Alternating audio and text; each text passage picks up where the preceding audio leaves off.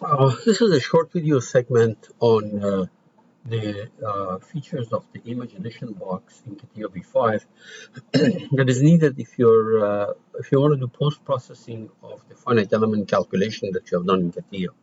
So here is the actual dialog box, and I'm going to go walk you through some of the features that you can activate within that dialog box. In order to explain this thing, as a concrete example, I'm going to take a cantilever beam, which is the top surface of it is under a pressure loading, and then we look at the results. Okay, so let's go ahead in Catia and make a model. So on that plane, I will sketch a rectangle that's 1 inch by 1 inch. Let me see now. I don't want this thing to snap to the grid points. Okay, very good. Oops. All right.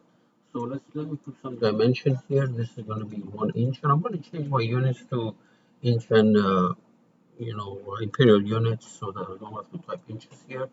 Let's see now. This is going to be also 1 inch. Okay, let me remind you how you change your units, tools, options. On the left side, you have parameters and measures. Under the units tab, you select for length inches, and I'm going to choose for pressure force pounds, so I'm not going to use it. And for pressure, so right there, I'm going to use PSI. Where is the PSI? Right there. Okay, so we have 1 inch by 1 inch exit, and let's pad it by 10 inches, and it's going to look like that. Okay, and I'm going to hide these planes. So this, shift that, hide. Okay, let's apply material properties to these. We're going to make it out of steel, metal. Let's go down here, steel on the part, and we say okay. We then go to generative structure analysis. We're doing static analysis, and I'm going to make the mesh a bit smaller here. So let's see now, maybe 0.25. Let's see how it looks like, and it's parabolic. The only reason I'm using parabolic is that I want to get a nice and smooth stress variation. Okay, so that's it. If you want to look at the mesh, right-click Mesh Visualization and change the rendering if you want to see the element with edges right there. And we're happy, so we deactivate this. And let's clamp this end. Okay, and apply a pressure of 10 psi on the face, on the top face. Okay. Now, one thing we know that we're going to have high stresses because of the fact that we made this thing clamped. So anyway, just be aware of the fact. Let's run it.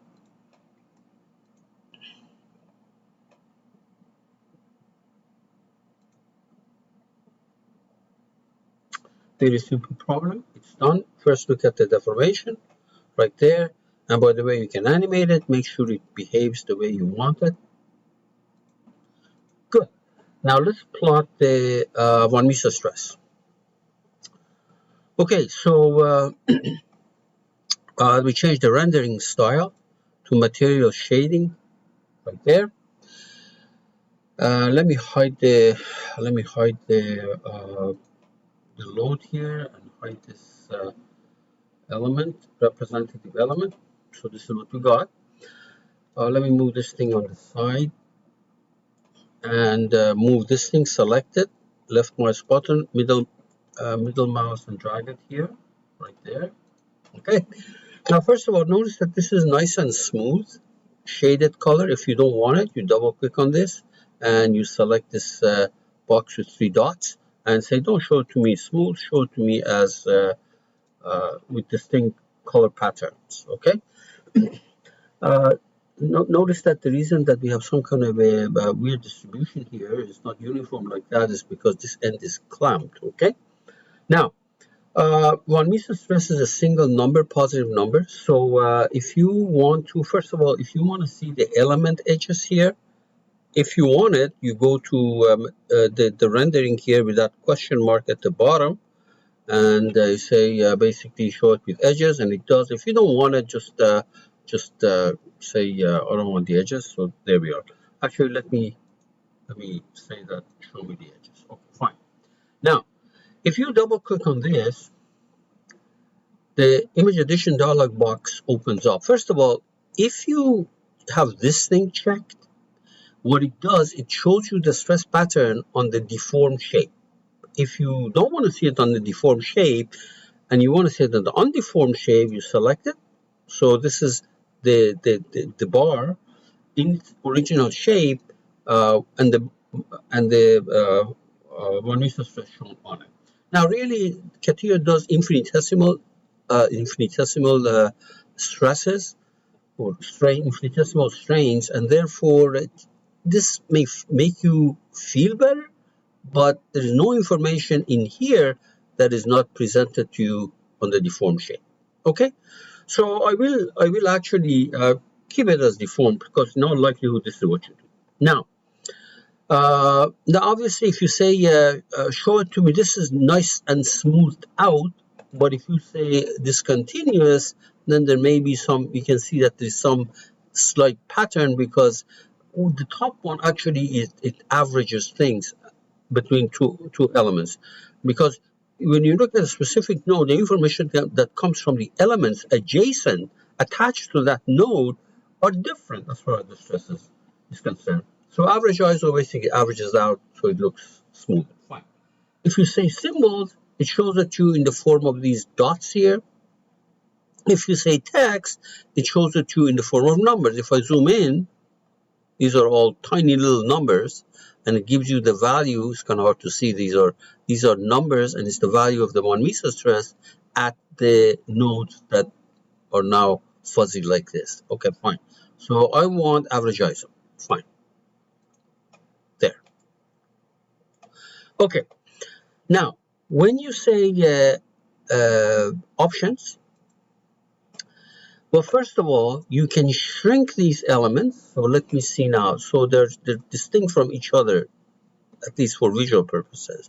So we say, okay, we can see that the elements have been separated from each other. Well, sometimes it may help you to make certain decisions, but generally speaking, it doesn't matter to me. So let's put it back where they are so that the elements are connected to each other. Now, there's something else here which says, well, to do that, let me cancel this.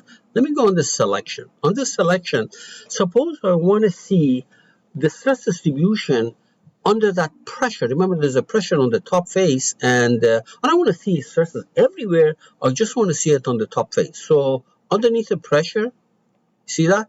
So you select it, send it down here, or you double click, automatically sends it down there.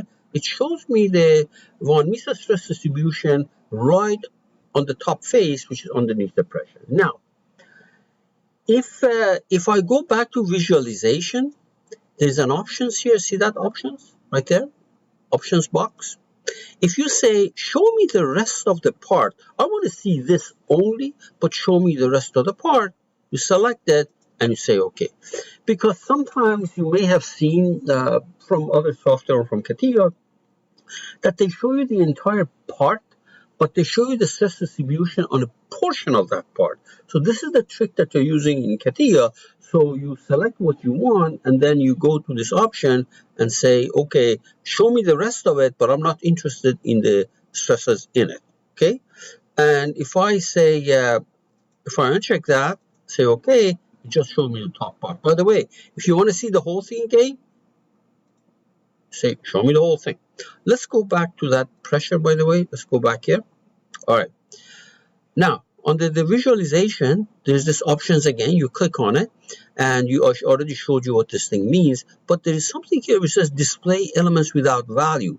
Now, I could not get it to work for what well, I could not get it to work. But anyway, because when you zoom in, okay. Oh, actually, it is working right there, right there, right there. See that? It doesn't show you the numbers. Let's try it again. Display elements without values. If I uncheck that and put the cursor on it, let me go back here. Let's get everything back. If you put the cursor on it, you see that you have the numbers popping up. These numbers are actually the values of on meso stress at the nodes. Let's go back here. Select the under the visual, select options, and say, okay, show me the numbers, show me the elements without numbers, without values. So we say, okay, and we go, but still, when you put the cursor on it, it shows you a number. I really could not get that thing to work as it's probably intended. That's fine. Okay. Now, so we know just about everything that we have to know about this, except that we don't know. I don't know how this thing works. All right, fine.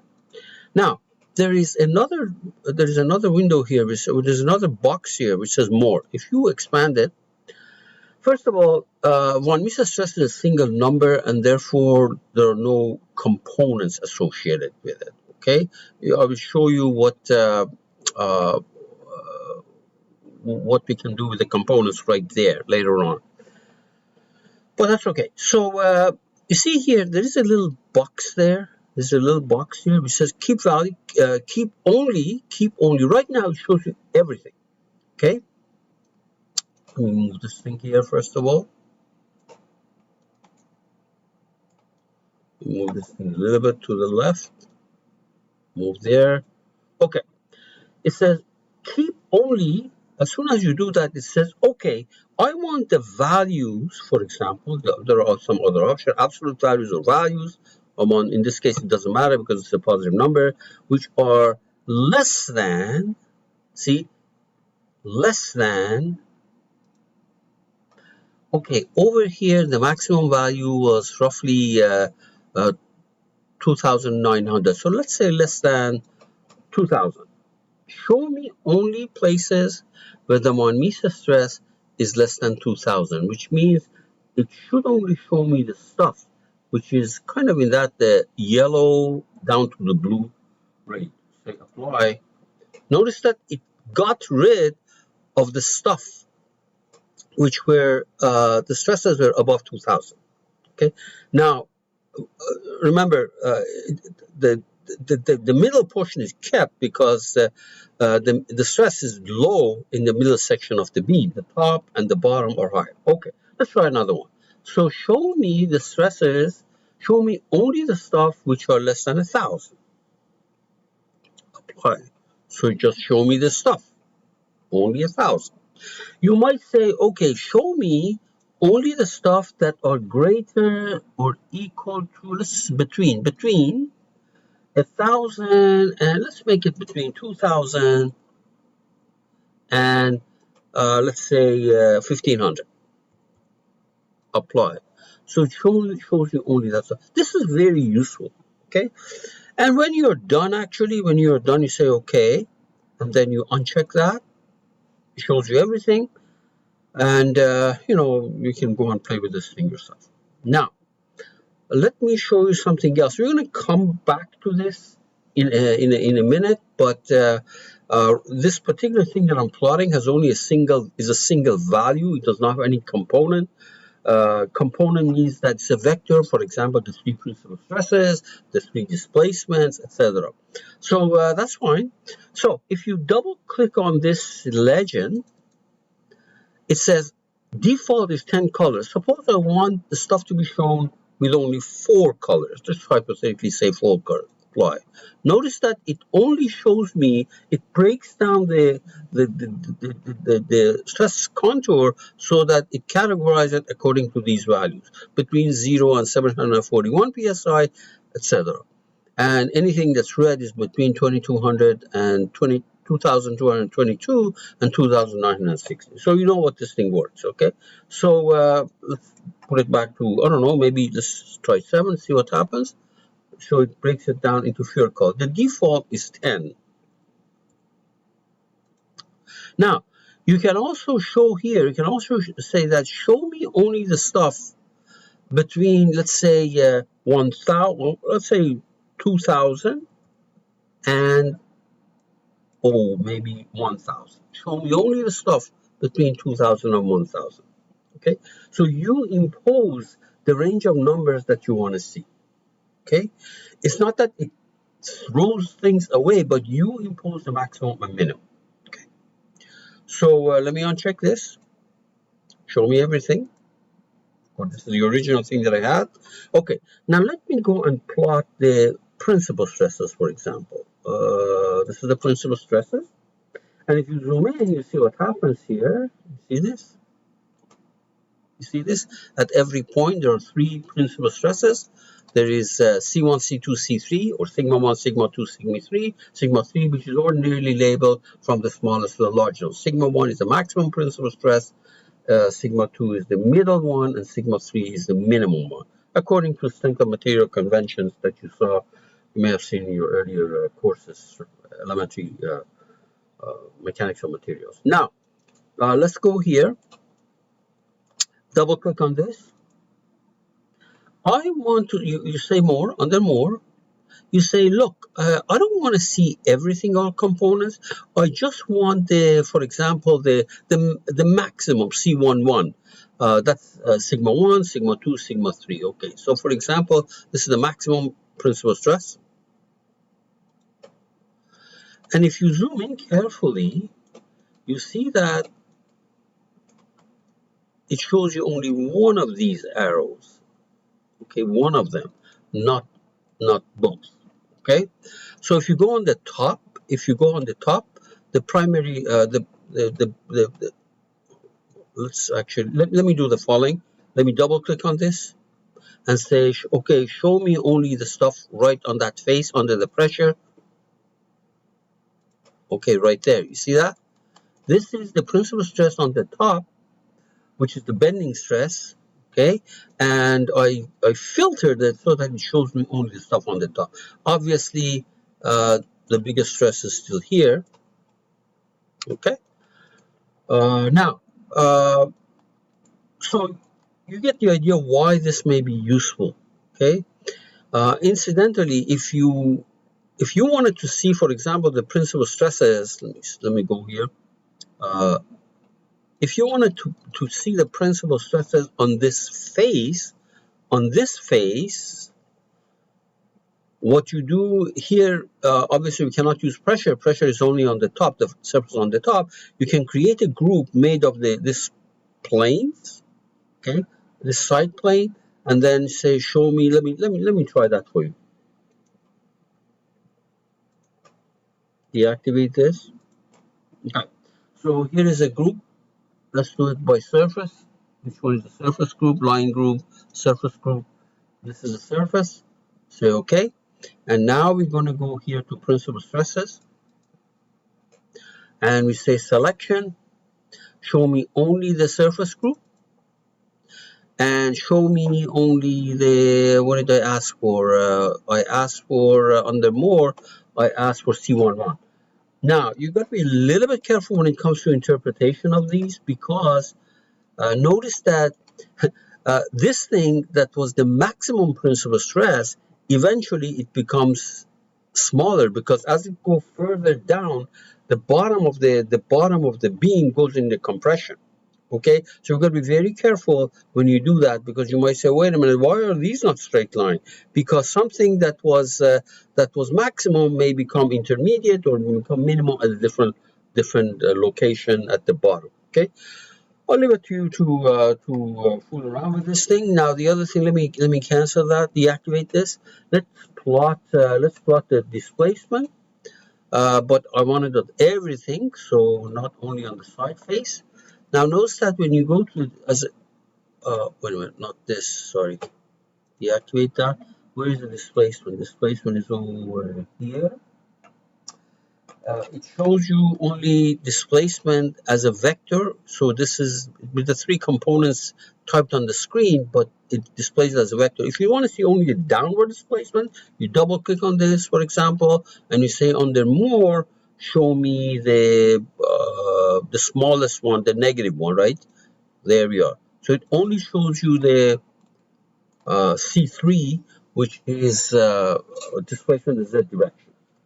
I really should not say smallest one. In the context of displacement, C1 means Cx, C2 means Cy, and C3 means Cz. It's only for principal stresses that C1, C2, C3 have some order, okay?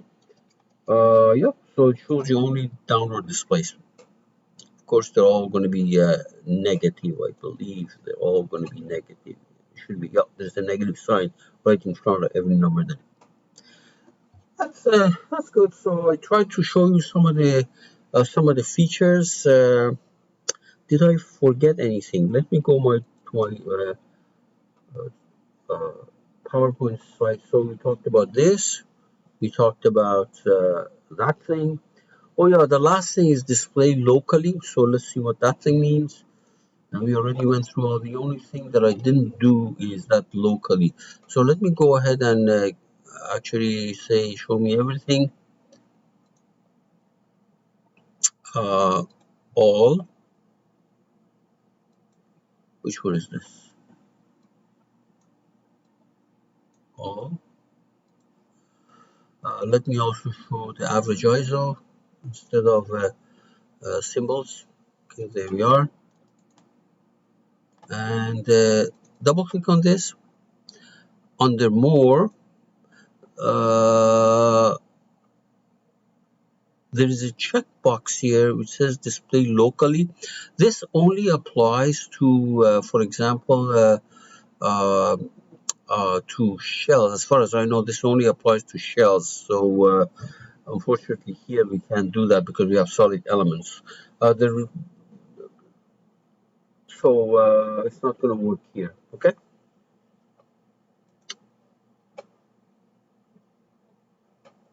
Let's just check something. Yeah. All right. Have fun.